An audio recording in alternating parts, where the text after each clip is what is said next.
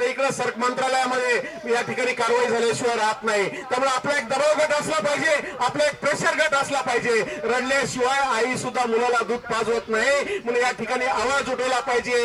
एक काठी मोडणं सोपं असतं, पण 100 काठ्या जर एकदाच बांधून दिल्या तर ते मोडता येत नाहीत। हे एकीचं बळ असतं। म्हणून चंद्र सूर्य असेपर्यंत ज्यांनी आपल्याला स्वाभिमानाने जगायला शिकवलं, ज्यांनी आपल्याला ताटमानेने जगायला शिकवलं, ज्यांचं नाव घेतल्यानंतर आजही अंगावर काटा येतो आणि डोळ्यात पाणी येतं, ते लोक येते स्वर्गीय गोपीनाथरावजी मुंडे साहेब यांच्या विचारांचा वासा आणि वारसा जिवंत ठेवण्यासाठी आपण काम करतोय। पण या ठिकाणी खोक्या असेल, त्याच्या पाठीमागच्या वरदहस्त असणारे लोक असतील, बोकरट सारखा खोक्याला अटक करा, अटक झालेला आहे त्याची अटक करा। तर अशा पद्धतीने स्वर्गीय लोकनेते गोपीनाथरावजी मुंडे साहेब यांच्या शिकवणीनुसार आपण या ठिकाणी काम करतोय, अन्यायाविरुद्ध वाचा फोडतोय। या ठिकाणी अन्यायग्रस्तांच्या पाठीशी उभा आपल्या सर्वांना राहायचंय। महाराष्ट्रातील चांद्या